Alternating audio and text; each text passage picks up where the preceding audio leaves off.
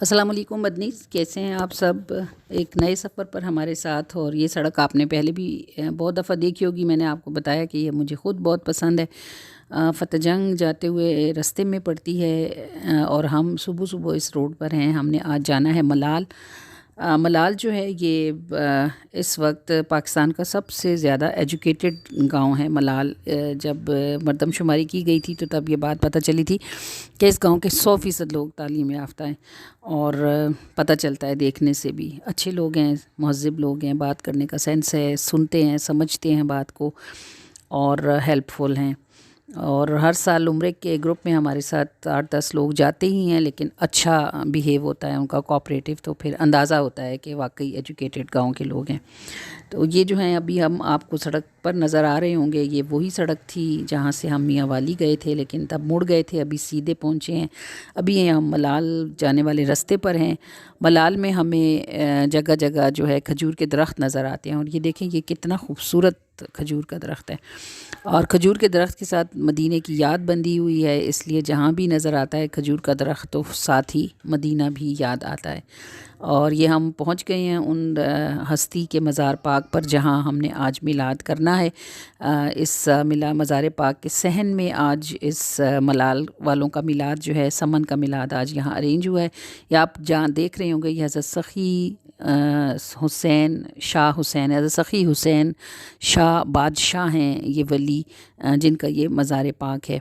और मकामी लोगों से मैंने पूछा कि इनकी मुझे कुछ हिस्ट्री बताएं, तो वो बताया मुझे, समन ने मुझे बताया कि ये छोटे थे अल्लाह की ये वली, तो इनके वालिद के पास कोई शख्स आया और उसने आके कंप्लेन की कि आपकी गायों ने मेरा खेत खा लिया है।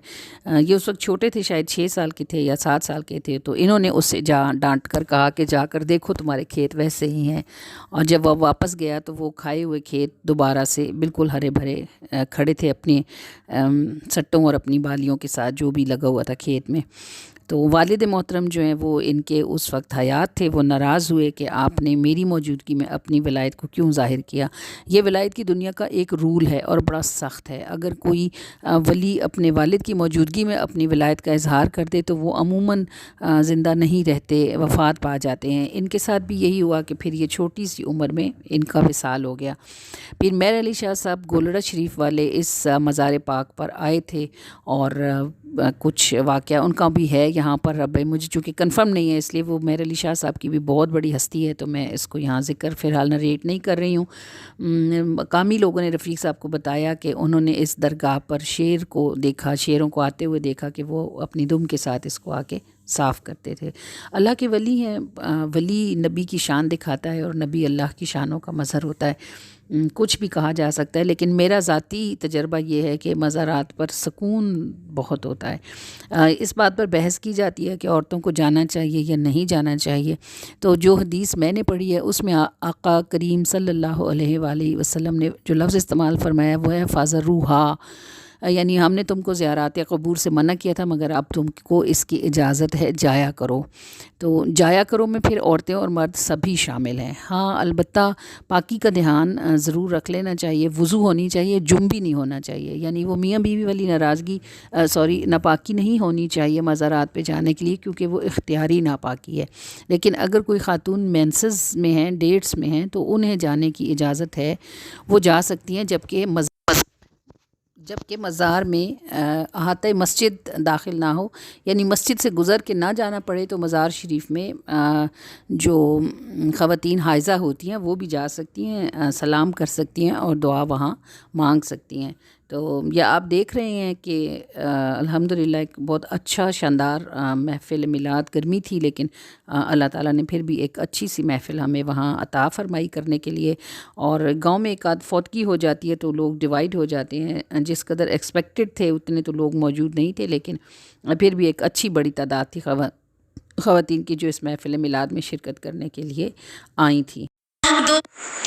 अल्लाह नबी दा है काई चा, दो ज़ाता पर है काई रा, अल्लाह वाले कह गए ने रब मन से महबूब मना, अल्लाह वाले कह गए ने रब मन से महबूब